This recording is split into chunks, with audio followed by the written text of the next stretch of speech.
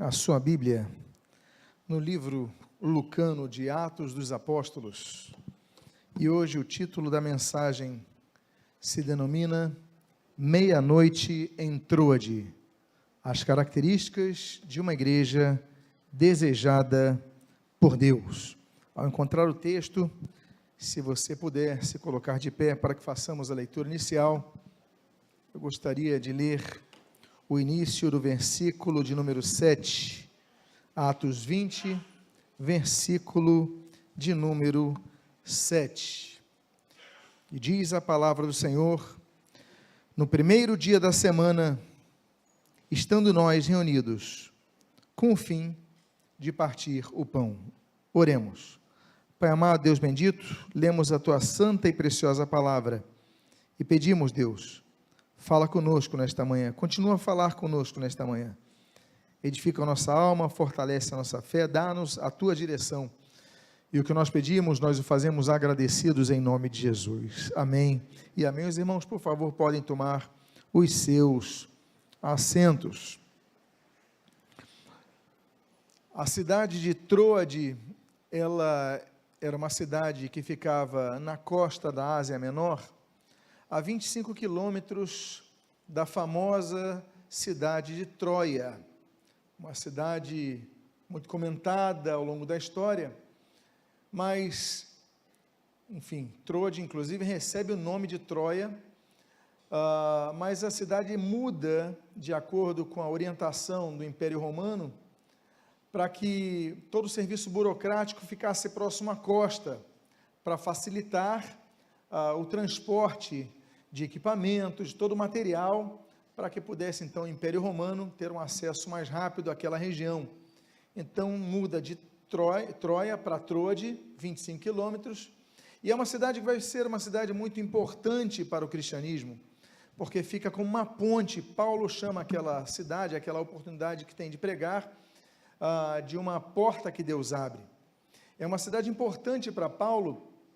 Paulo vai fazer ali uma de suas bases para as viagens missionárias, a tal ponto que na derradeira carta que ele escreve, quando ele escreve a segunda carta a Timóteo, no capítulo 4, ele diz para Timóteo: olha, aproveita e traz para mim aquelas capas e os livros que deixei lá em Troade. Ou seja, Paulo passava por ali, deixava os livros, deixava suas capas, ia para outras cidades. Então era uma cidade referencial em relação às atividades de Paulo. Paulo, inclusive, não tinha o projeto de ir àquela cidade. Na verdade, Paulo queria ir para outra cidade, queria ir para a região de Bitínia, mas a Bíblia diz em Atos dos Apóstolos, capítulo 16, que o Espírito Santo o impediu de ir para ali. Então, Paulo vai para outra direção, e chegando ali em Troade, a Bíblia diz, nesse mesmo Atos 16, que ele tem uma visão de um jovem macedônio, e nessa visão que ele tem à noite, esse jovem diz: olha, venha a Macedônia e nos ajude.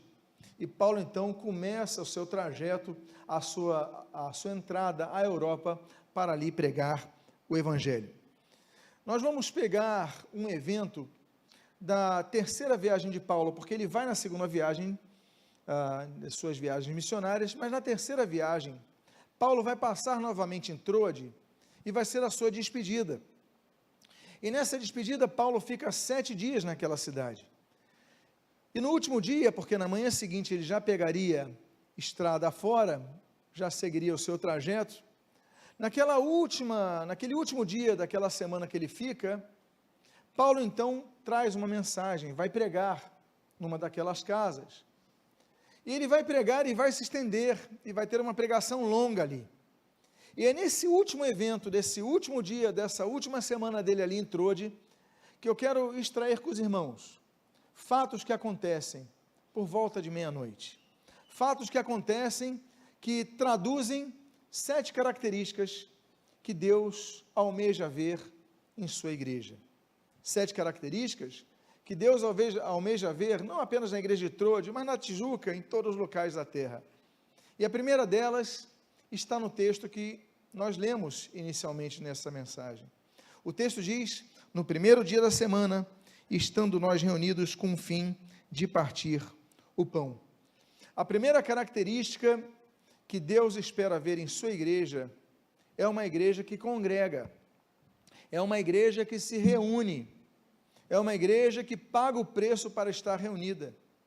Amados irmãos, nós vivemos numa sociedade muito acomodada. Nós somos de uma geração que temos tudo no nosso quarto.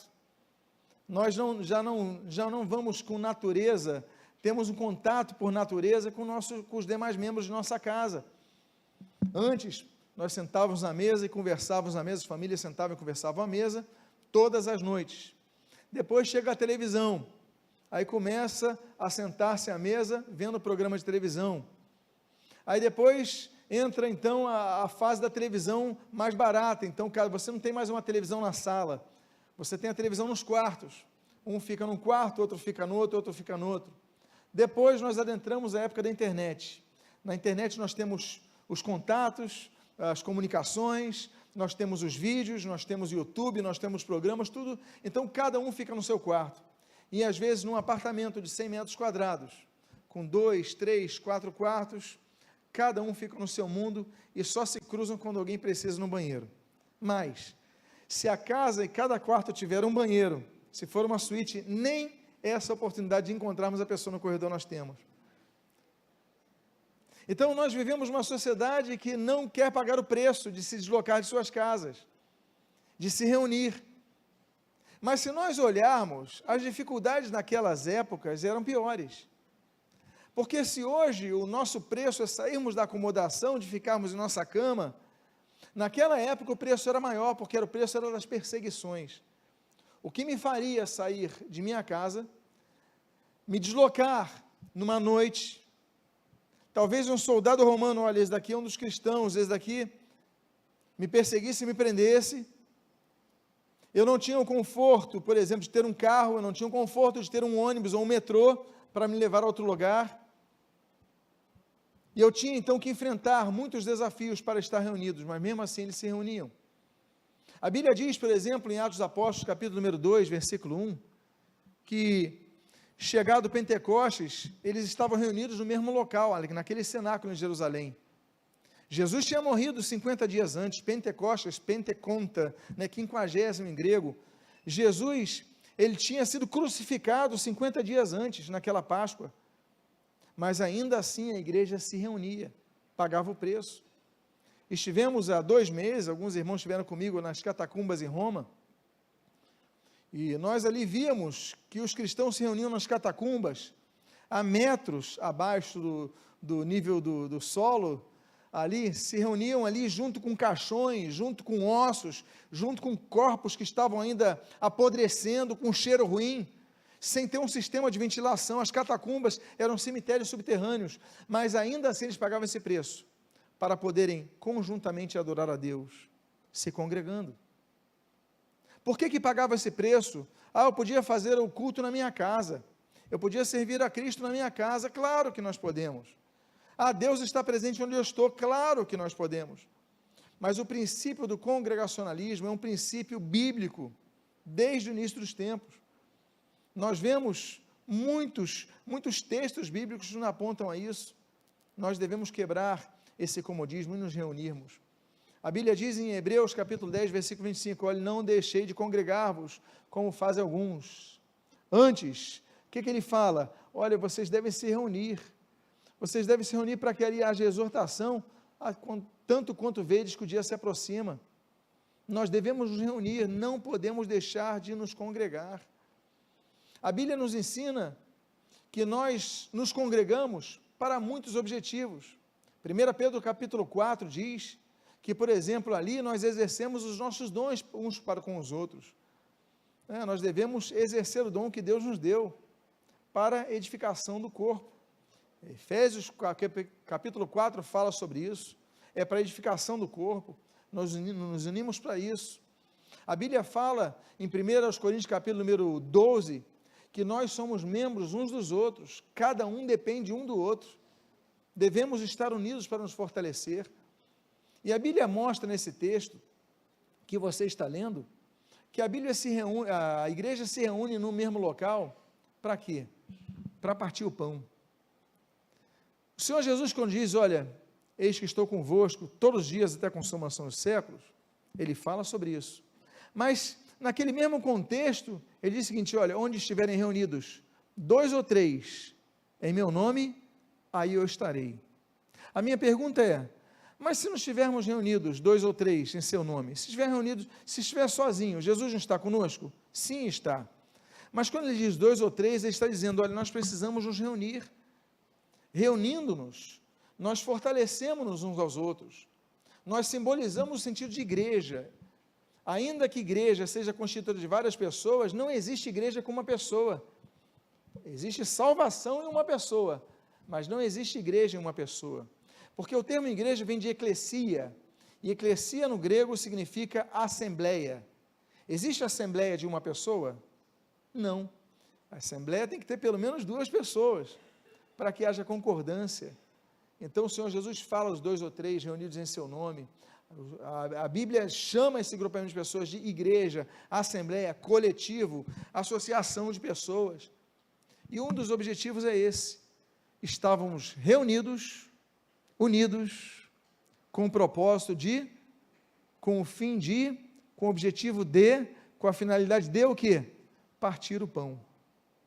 Aquilo que nós vemos em 1 Coríntios capítulo 11, quando Paulo aponta o texto que Jesus parte o pão, o símbolo de partir o pão, somos todos membros uns dos outros, e ali nós vemos Paulo partindo o pão novamente. Paulo mantém a tradição do Senhor Jesus, ele parte o pão, distribui o pão, a igreja se reúne, não podemos deixar de nos reunir, apesar dessa sociedade ser uma sociedade acomodada, apesar de ser uma sociedade individualizada, não podemos deixar de nos congregarmos, seja hoje, seja daqui a 50 anos, seja daqui às próximas gerações, a igreja tem que continuar se reunindo e partindo o pão. A Santa Ceia do Senhor, que as igrejas promovem, em obediência ao mandamento de Cristo, conforme ele determina ali, nós lemos em 1 Coríntios capítulo número 11, versículo 28 em diante, esse propósito tem que ser mantido, não há como você participar de uma Santa Ceia virtual. Outra vez uma pessoa mostrou, uma pessoa mostrou um aplicativo, essa pessoa é adepta da religião romanista, e ela falou, olha, dá para acender uma vela virtual ali, Aparecida, vocês sabiam disso? Lançaram isso, e deram para o irmão da igreja, olha, você tem que acender uma velinha, você clica ali no aplicativo, coloca o dedo, pronto, a vela se acende. É impossível nós termos uma Santa Ceia virtual, porque na ceia nós partimos o pão, nós compartilhamos do cálice, e ali no primeiro dia da semana, eles estavam juntos.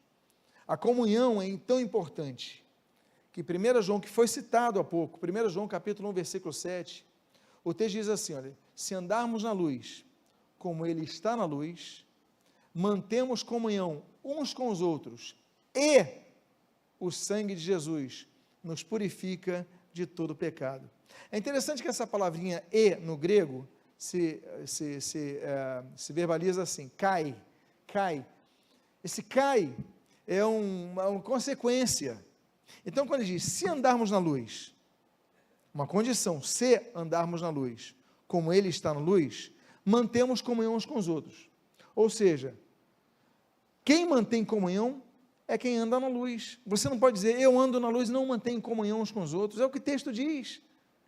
Eu mantenho uma luz, mas não vou na igreja, não tenho comunhão com os irmãos, não estou junto. Não, nós temos que nos esforçar. Se andarmos na luz, como ele está na luz, mantemos comunhão uns com os outros. Agora, o que mais me chama a atenção é esse cai, esse e o sangue de Jesus nos purifica de todo pecado. Você vê as condicionais, você vê as relações. Nós devemos ser pessoas que andam na luz, e por andarmos na luz, mantemos comunhão uns com os outros, e somos pessoas que de fato demonstramos que o sangue de Jesus nos purificou de todo pecado. Há uma segunda dessas 7 características, que a igreja de Troade nos aponta, e essa segunda característica nós lemos na continuação desse versículo número 7, o texto diz, e vocês podem ler, Paulo, que devia seguir viagem no dia imediato, exortava-os e prolongou o discurso até a meia-noite. Ele prolongou o discurso até a meia-noite. Eu coloquei o termo no grego, logos, porque logos é palavra. Discurso parece uma coisa lida, não é isso? Discurso é uma comunicação pública de um texto que está sendo lido. Então a pessoa está discursando, ela não está pregando, ela não está ensinando, ela está lendo. Mas talvez essa tradução seja uma das muitas traduções que se podem aplicar à palavra logos.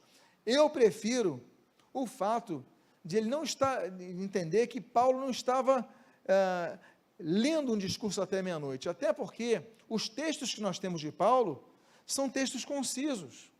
Ele escreve Romanos, 1 Coríntios, 2 Coríntios, 1 Tessalonicenses, 2 Tessalonicenses. Você vai vendo que as cartas de Paulo são concisas, ele é um autor bem objetivo. Então, eu imagino que ele não ficasse lendo um discurso até meia-noite. Eu fico imaginando que ele ficou pregando, agora, uma pregação longa, até a meia-noite. Mas é interessante notar que ele estava exortando a igreja. Nem todos querem ir para a igreja receber exortação. Muitos querem ir para a igreja receber apenas palavras de apoio, apenas palavras de esperança, e claro que há palavras de apoio, e claro que há palavras de esperança. Mas quando chega na exortação, opa, eu vou embora. Eu não vim para ouvir isso. Você veio para ouvir o quê? Você veio, eu vim, nós viemos para ouvir a voz de Deus. Seja o afago, seja o puxão de orelha. O que nós precisamos é ouvir a voz de Deus. Nem sempre vamos ouvir o que nós queremos ouvir. Nem sempre nós vamos ouvir aquilo que vai nos trazer alegria. Muitas vezes vai nos confrontar com a verdade. Olha, você precisa largar a sua vida de pecado. Olha, você precisa tomar uma posição na sua vida. Olha, muitas vezes vai ser uma palavra de confronto. Mas o fato é que a palavra, ela foi prolongada. Devemos ouvir a palavra de Deus. A Bíblia diz que o Senhor Jesus, ele pregava em muitos contextos diferentes. Lucas capítulo número 20, a Bíblia diz que Jesus, por exemplo, ele pregava no templo. Marcos capítulo 1, diz que Jesus pregava no local menor, chamado sinagoga. Marcos capítulo 5, mostra que Jesus pregava à beira-mar. O fato é que o Senhor Jesus pregava em todas as oportunidades, tanto que em Atos capítulo número 5, a Bíblia diz que a igreja, ela pregava no templo e de casa em casa. A gente não prega só no templo. Por quê? Porque os judeus só pregavam na sinagoga, e só uma vez por semana ouviam a palavra ali, tinha uma palavra bíblica. Não, nós devemos pregar em todo o tempo. E a Bíblia ensina isso. Quando Paulo escreve a segunda carta a Timóteo, ele fala para Timóteo, olha, prega a palavra, quer oportuno ou não.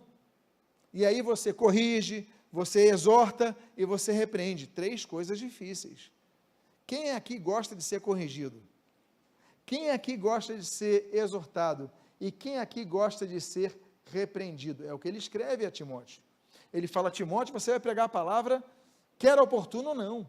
Mas você tem que pregar a palavra, e mesmo que sejam palavras duras. A igreja chegou uma fase que nós não queremos ser repreendidos, e nós facilmente saímos. Não, o discurso vai se prolongar, com exortação até a meia-noite. E olha, a igreja estava cheia. Por que a igreja estava cheia? Vamos ver já. Porque Troade mostra que é uma igreja madura. Madura por muitos sentidos. Não apenas a base de Paulo, mas madura por quê? Porque vai se deslocar um local, vai se congregar, vai encher, ou seja, aquela igreja tinha interesse em ouvir a palavra, vai receber a exortação, a repreensão, e ficar até a meia-noite ouvindo essa repreensão. Meia-noite. Meia-noite tem significados muito importantes na Bíblia. Meia-noite, por exemplo, nós temos o primeiro registro da meia-noite na Bíblia, nós encontramos no livro de Êxodo, capítulo de número 12, quando a Bíblia diz que naquela meia-noite, o anjo passou pela terra do Egito e ceifou a vida de todos os primogênitos. Meia-noite foi o momento da execução, foi o momento do juízo de Deus naquela terra do Egito. E todas as casas que não tinham nos umbrais de suas portas a marca do sangue do Cordeiro, elas foram ceifadas. Houve morte, houve mortandade. Meia-noite. Juízes, capítulo 16, volta a mencionar a meia-noite.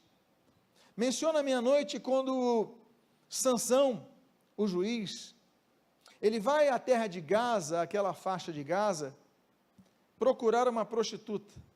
A Bíblia diz que ele se deita com ela, e ali, enquanto ele está naquele local, os gazitas, os filisteus, eles sabem que aquele rei de um país inimigo estava ali. E eles falam: Saul está aqui em Gaza, vamos então matá-lo, vamos cercá-lo, vamos fazer o seguinte, vamos deixar a parte da manhã e vamos então ali fazer essa emboscada e pegá-lo. Mas a Bíblia diz que à meia-noite, Sansão é despertado de seu sono, vai até aquelas portas que estavam fechadas, trancadas, e diz a Bíblia que com a sua força, ele pega aquelas portas à meia-noite e as carrega por suas ombreiras. Meia-noite. Meia-noite também nos aponta um episódio muito importante, muito interessante, e que vai então estender a fama de Salomão por todo Israel. 1 Reis, capítulo número 3. A Bíblia diz que havia duas mulheres, duas prostitutas, as duas engravidam, as duas têm filhos na mesma época. Os seus filhos nascem e aquelas duas mulheres moram na mesma casa.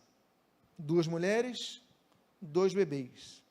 Mas a Bíblia diz que à meia-noite, uma delas, as duas estavam dormindo, mas uma delas, ao dormir-se, se deita sobre o seu bebê e aquele bebê morre. A outra está dormindo. Aquela mulher vê que seu bebê morreu, e o que ela faz? Ela pega o bebê morto e troca o bebê com aquela outra que está num profundo sono e o seu bebê vivo. E ela troca os bebês.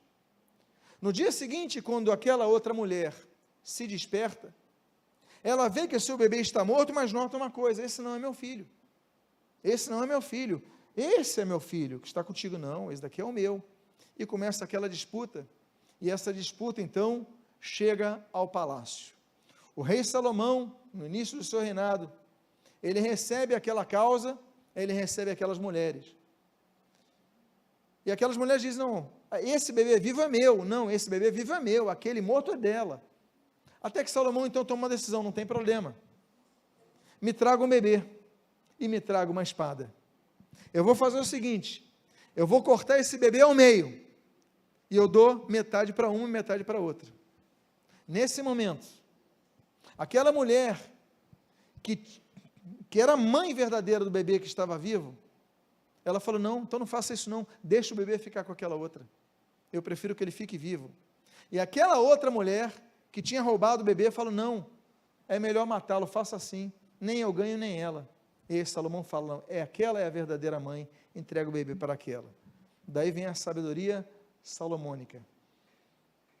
Meia-noite, uma tragédia, e dessa meia-noite vem uma solução. Meia-noite nós vemos, por exemplo, Paulo e Silas presos. Atos capítulo 16, estão na cidade de Filipos, e ali eles estão presos, acorrentados, e presos injustamente, por causa do evangelho, mas ainda assim, com correntes nas suas mãos, eles louvam ao Senhor. Ainda que com dificuldades, eles louvam ao Senhor. Ainda que com lutas, eles louvam ao Senhor. E diz a Bíblia que vem um terremoto, abrem-se as cadeias, e logo depois, Paulo e Silas estão soltos. E um outro episódio que acontece à meia-noite.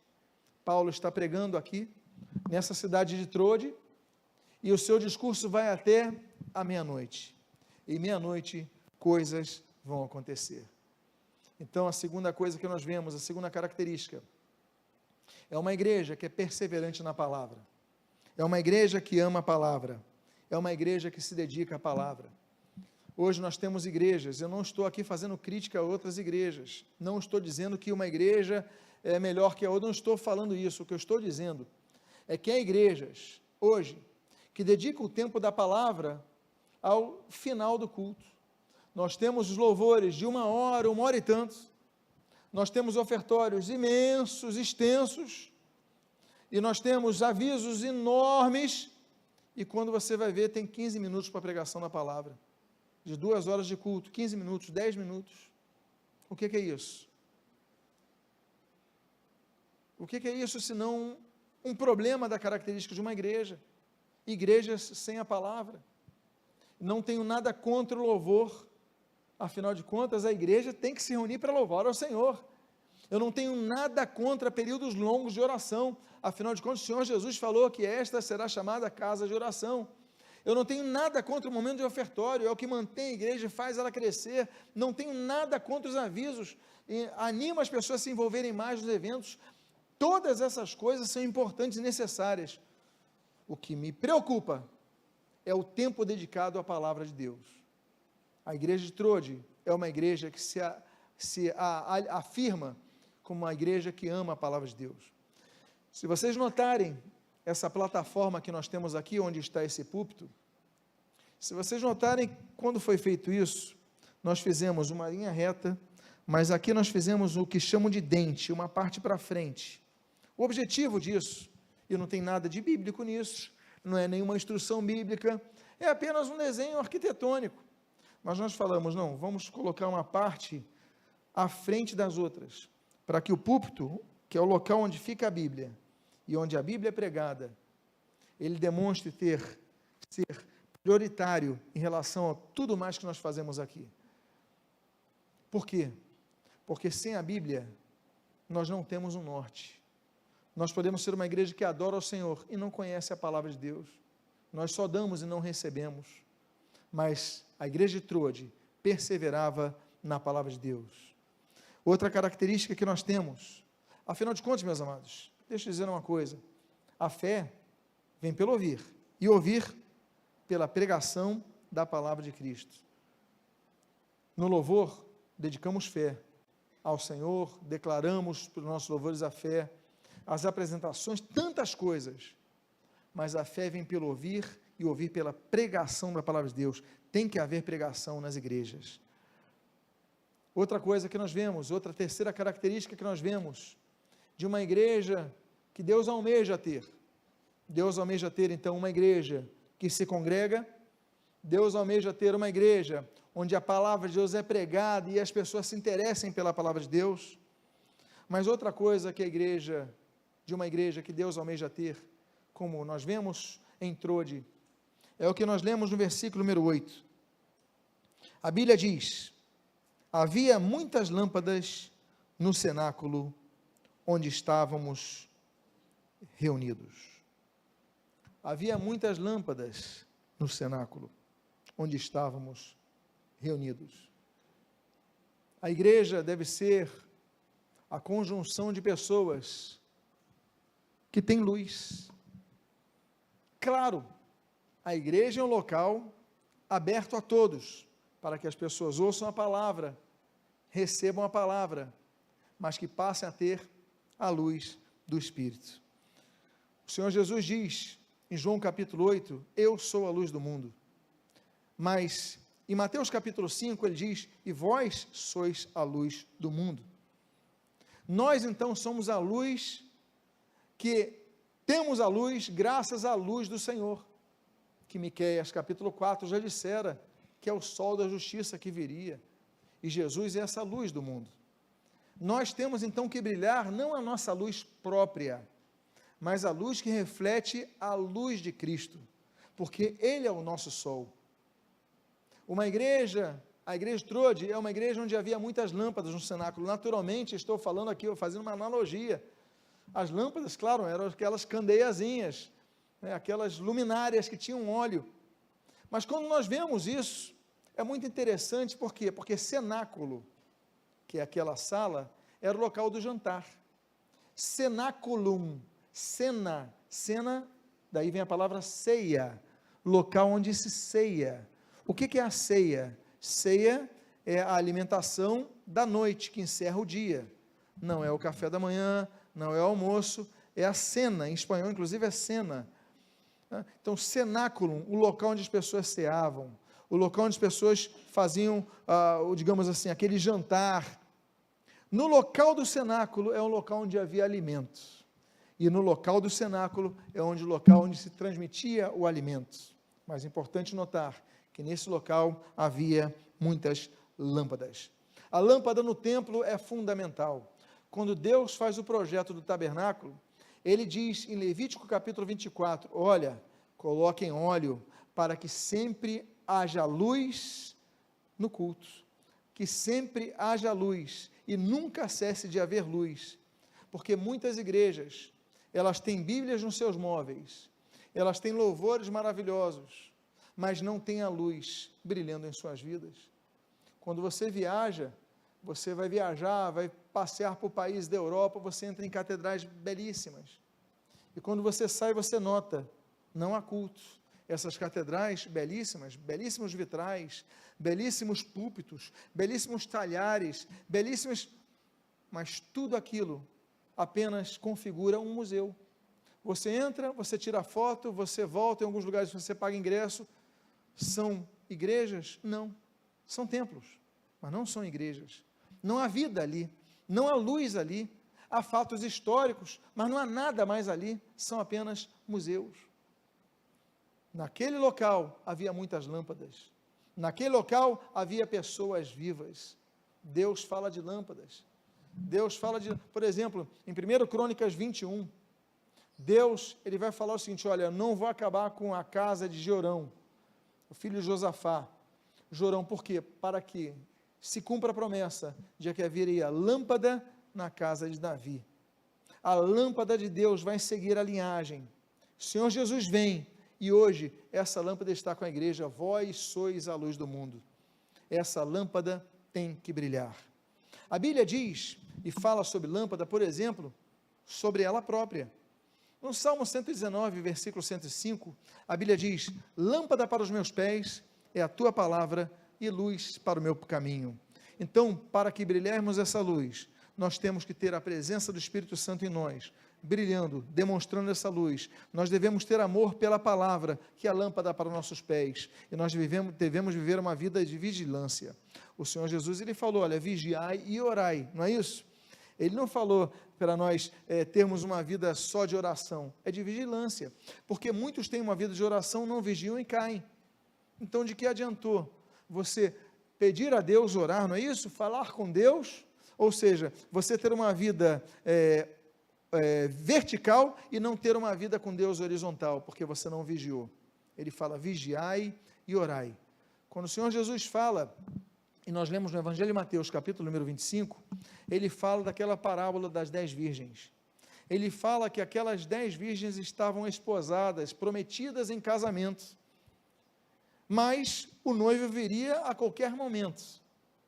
Elas tinham 10 lâmpadas, mas 5 delas não vigiaram e não guardaram óleo, azeite, e a sua chama apagou. Veio o noivo, então o noivo levou as 5 virgens que estavam preparadas com fogo do azeite. Meus amados irmãos, não basta estarmos na igreja, não basta termos a Bíblia, que é a lâmpada para nossos pés, não basta sermos batizados, participarmos de equipes ministeriais, se nós não tivermos guardada a chama acesa em nossos corações.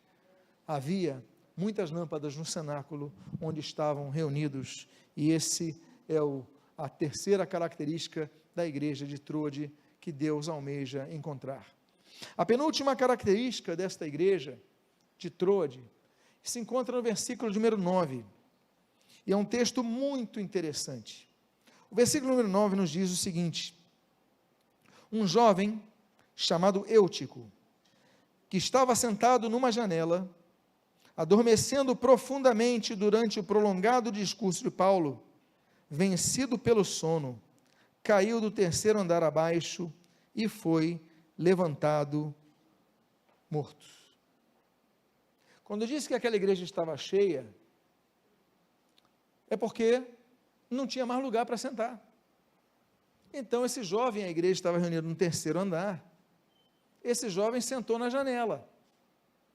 Ele sentou na janela, mas diz o texto, adormecendo profundamente durante o prolongado discurso de Paulo. A Bíblia não não, digamos assim, perfuma a situação. Falou que o discurso dele foi longo, a pregação, a palavra dele foi longa, mas diz ali, vencido pelo sono, caiu do terceiro andar e foi levantado morto. Imagina uma tragédia no meio do culto. Há tragédias na nossa caminhada cristã, mesmo quando estamos na casa do Senhor. Mesmo quando estamos servindo ao Senhor, tragédias acontecem, situações inesperadas acontecem.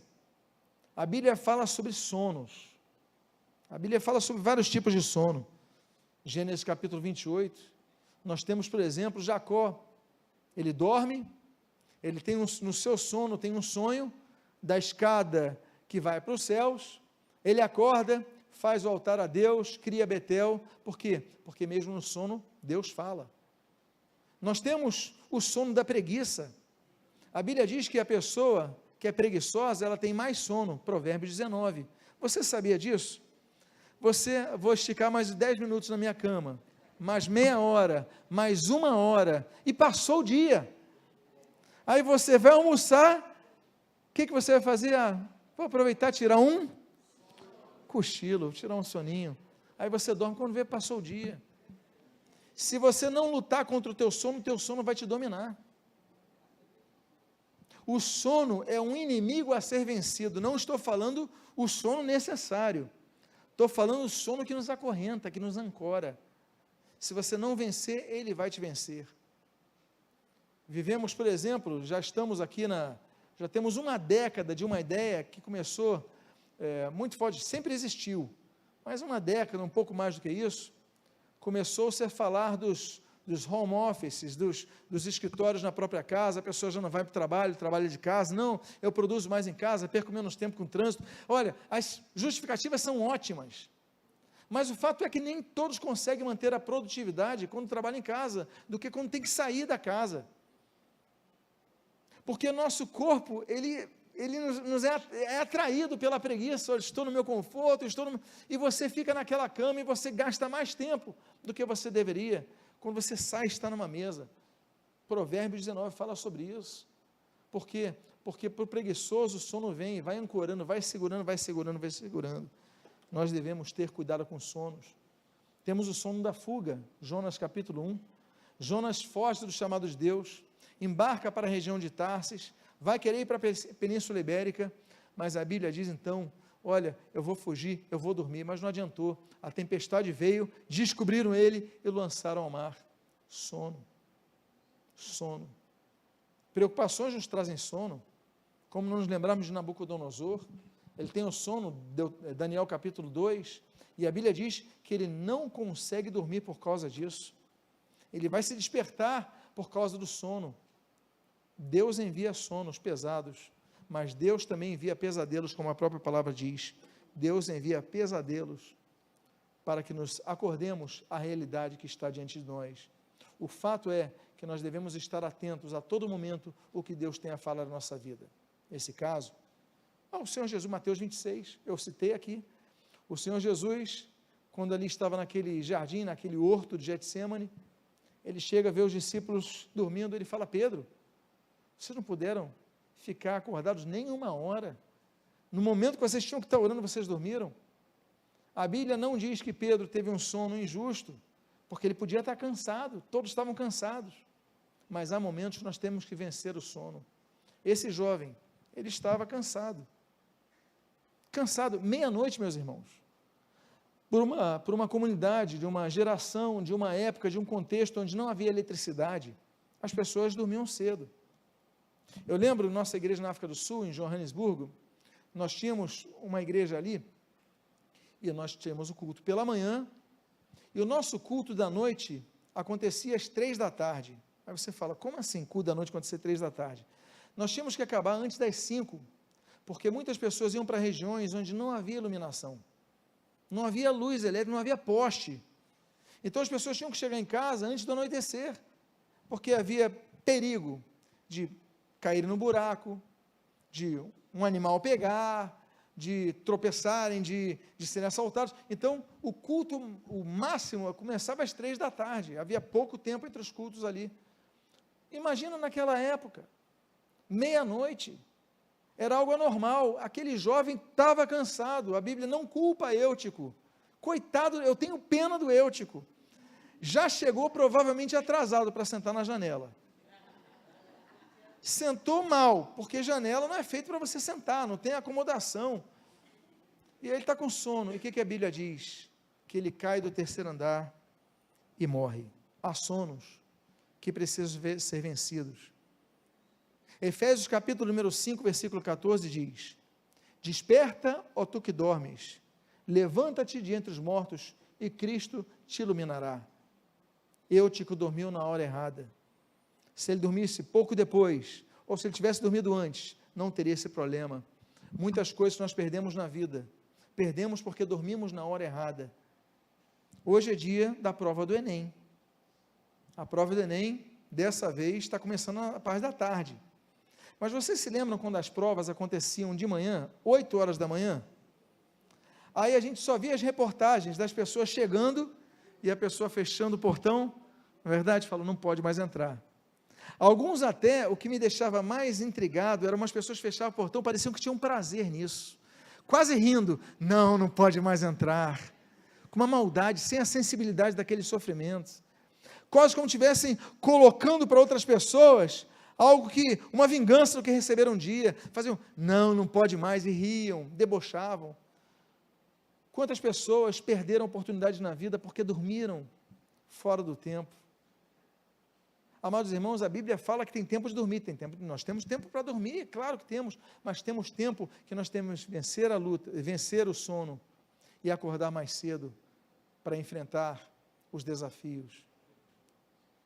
Esse jovem dormiu na janela, não se dorme na janela, não se dorme em locais de perigo. Se você estiver passando por uma situação, fica atento, lute, vença o teu sono, desperta, ó tu que dormes, levanta-te de entre os mortos, porque ali Cristo vai te iluminar. Esse jovem sentou no local que tem tanta representação, o local da janela.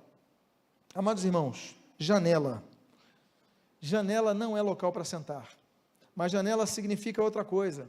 Janela representa um local onde você não está nem dentro e nem fora da casa.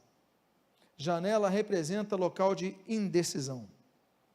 Janela representa local, você não está dentro ou fora. Se você se coloca um pouco para fora, você está fora da casa. Dentro, você está... Precisamos ter definição. E esse jovem estava no meio daquela janela. Há uma quinta característica que nós vemos, e nós temos que tomar decisões. Moisés, ele fala em Êxodo capítulo 32, quem é do Senhor, vem a mim. Ele manda o pessoal decidir, olha, é bezerro de ouro, ou é o Deus de Israel? Vocês decidam. Josué está idoso, Josué capítulo 24, ele tem mais de 100 anos de idade, muito idoso, mas ele fala, olha, vocês decidam a quem vocês servem, eu e minha casa serviremos ao Senhor. 1 Reis capítulo 18, aquele profeta, o Elias, o tesbita, ele fala, até quando cocheareis entre dois caminhos, dois senhores? Se é Baal, seguiu, se é o Senhor, seguiu, mas vocês têm que se definir.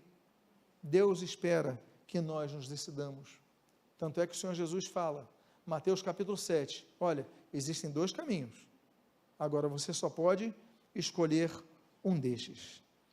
Há uma quinta característica de uma igreja, que nós vemos ali em Trode, que Deus deseja.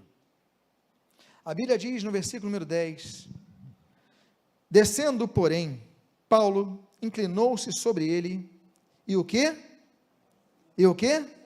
Abraçando, disse, não vos perturbeis, que a vida está nele. Não vos perturbeis, que a vida está nele. É bonito o que a Bíblia diz sobre o abraço, porque a Bíblia diz em Eclesiastes capítulo 3 que há tempo de abraçar. Há pessoas que não abraçam.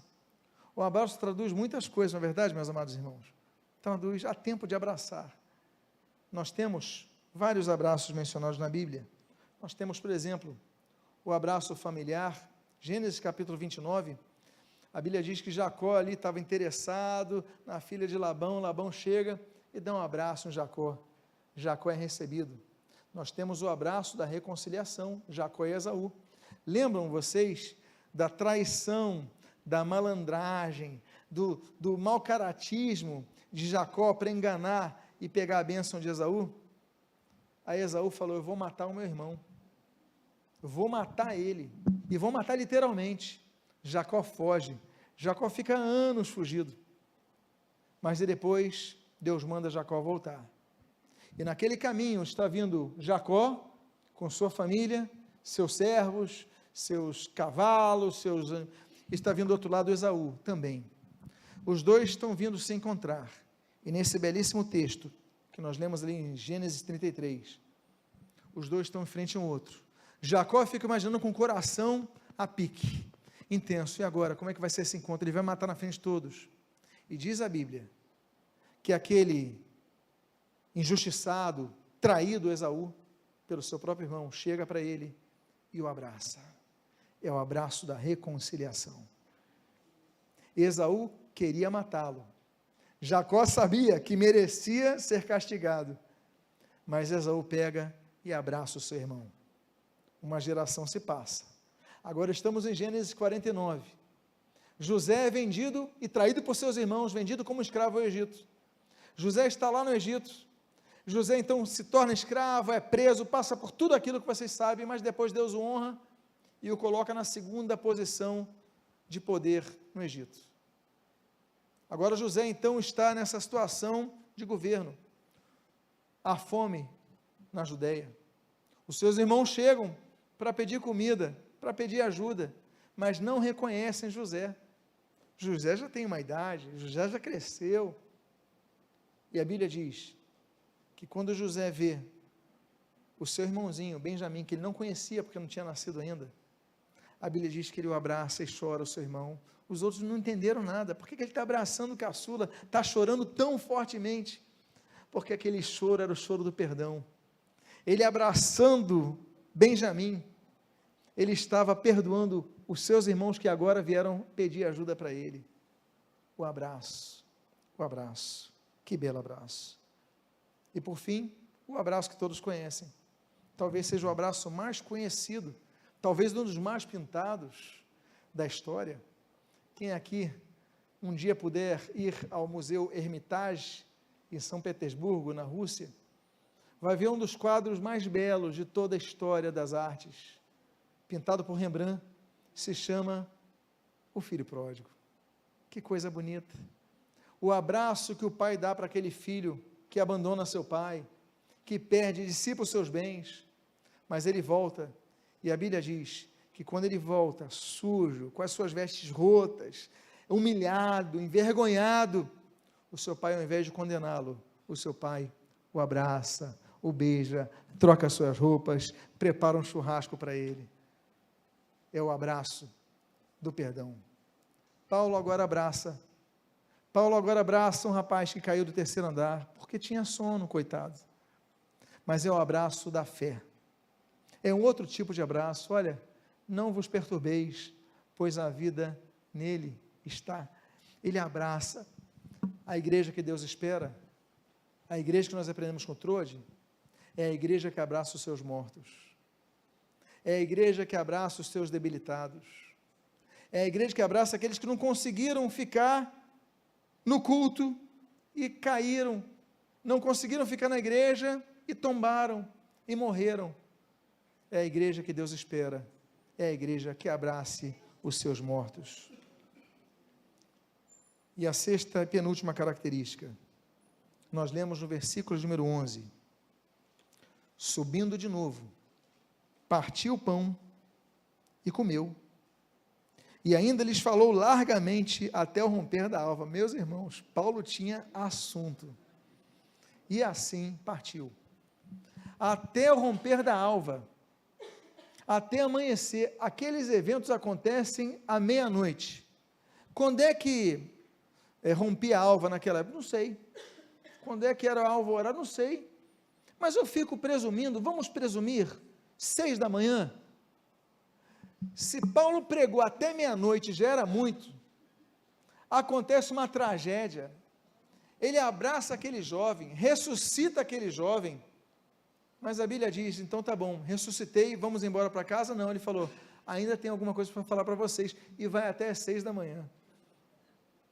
Meus irmãos, talvez tenha sido o discurso mais longo da história. Eu acho que talvez, dificilmente nós fôssemos como a igreja de Troade e ficássemos até o final. Talvez eu já tinha ido embora para casa, talvez você também, mas o que nós queremos dizer aqui, e o que eu quero extrair desse exemplo, é que ele subiu, depois da tragédia, partiu o pão e continuou pregando. Nós ainda temos missões a cumprir. A missão de Paulo era trazer aquela palavra até o final. A tragédia veio, mas ele continuou com a sua missão. Você tem missões, Deus te delegou algumas responsabilidades, algumas tarefas, vem o desemprego, vem a doença, vem a traição, vem a perseguição, vem a dor. Aí você fala, agora acabou, eu vou para minha casa. Nós aprendemos com Paulo nessa igreja de Troade, que não. Aconteceu a tragédia, aconteceu morte, mas aconteceu milagre. Mas o fato é, bom, está todo mundo reunido aqui, então tá bom, vamos subir, que eu ainda tenho coisas para fazer. Eu vou completar minha missão. Você tem uma missão para completar, mas eu já estou idoso. Você tem uma missão a completar, mas eu não tenho recursos. Você tem uma missão. Deus tem uma missão para a sua vida. Diga à pessoa que está do seu lado, você ainda tem uma missão na sua vida. Não desanime. Devemos manter o foco. Eu gosto muito, Pedro e João, Atos 3, quando eles olham para aquele paralítico e falam, olha para nós, tem foco, mantenha o foco, você quer cura, olha, presta atenção, porque Deus está agindo. Isaías 45, a Bíblia diz, olha para mim, Deus falando para o povo, nós devemos manter o foco.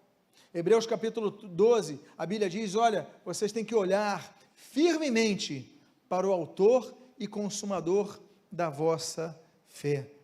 Nós devemos manter o foco. Os problemas vêm, nos distraem, as dificuldades vêm, nos distraem, mas mantenha o seu foco.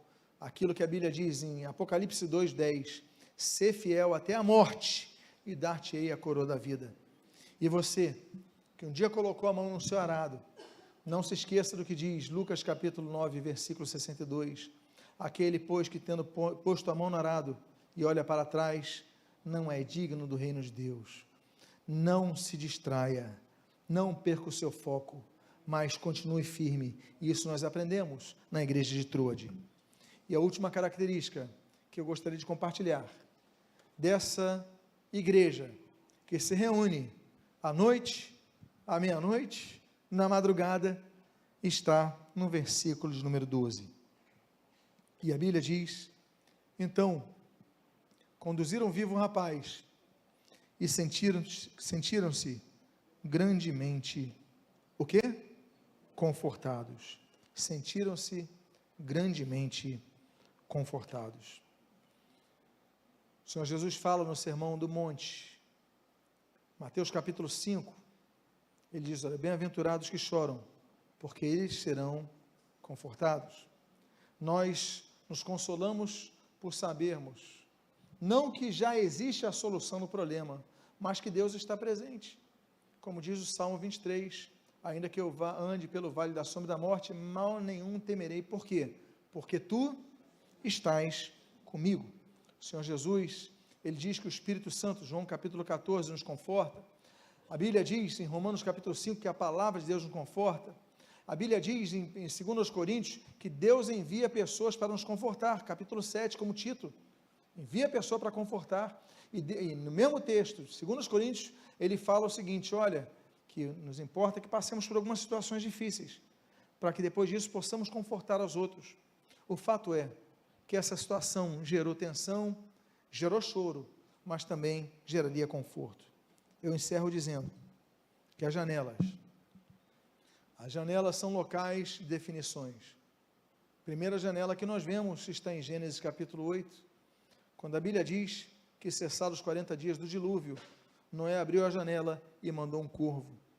Nós temos a janela da Mical.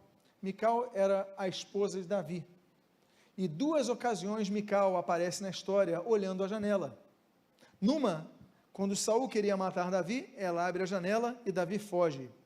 Noutra, Davi já é rei, ele traz a arca da aliança para Jerusalém, ele está dançando, ela olha pela janela e o repreende, e por causa disso fica estéril.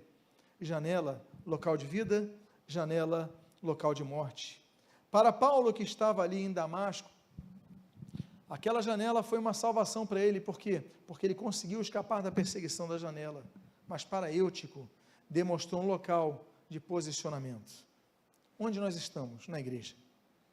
Será que estamos na igreja ou fora da igreja? Porque se nós estivermos na janela, não estamos em lugar nenhum. Estamos muito propensos, inclusive, a cair. Precisamos tomar uma decisão. Onde nós estamos? Estamos dentro ou fora da igreja? A igreja que Deus quer é uma igreja daquela janela de Josué capítulo 2, onde, apesar dos pecados daquela mulher chamada Raabe, se colocou aqui aquele pano vermelho que apontava para o sangue do Cordeiro, e graças àquilo não houve juízo naquela vida.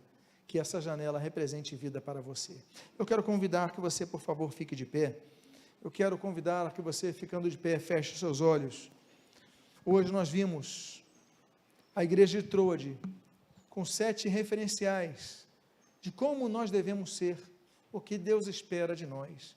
Mas que você possa dizer: Deus, eu quero me levantar de onde eu estou assentado, não quero sentar na janela, eu vou me sentar dentro da igreja, não vou ficar nem fora, nem dentro, quero ficar dentro, não no meio de ambas. É definição, ou você está no mundo, ou você está na casa do Senhor. Por quê? Não ameis o mundo, nem o que é no mundo, porque se você amar o mundo, se você ficar no mundo, o amor do Pai não está em você, precisa uma decisão. Qual dos 2 caminhos, Mateus 7, você vai adentrar?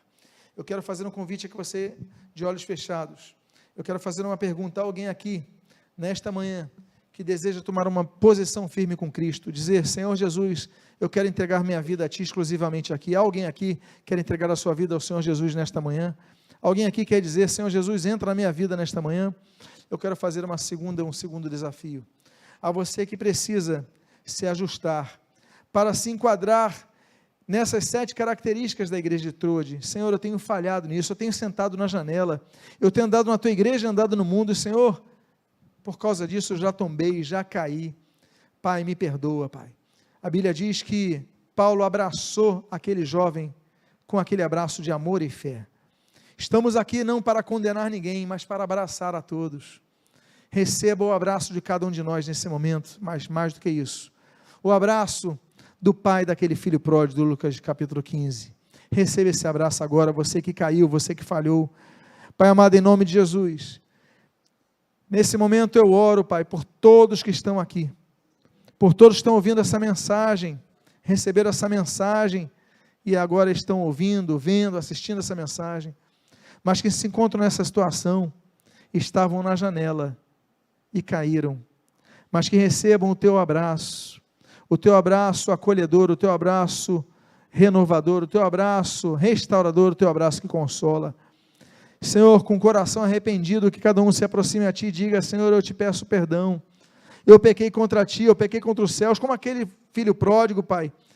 Peça a cada um perdão, perdoa-nos, Pai, e nos abraça, Pai, e que em nome de Jesus, a missão de todos aqui continue, Senhor, porque aquele jovem voltou ao culto, com certeza totalmente diferente do que estava, aquela igreja foi confortada por Ti, e aquela igreja continua avançando em sua obra, que nós continuemos a nossa missão, e o que nós pedimos, Pai, nós fazemos agradecidos, em nome de Jesus, amém e amém. Que Deus abençoe, Troiano, que Deus abençoe, irmão de Troade, irmã de Troade, em nome de Jesus.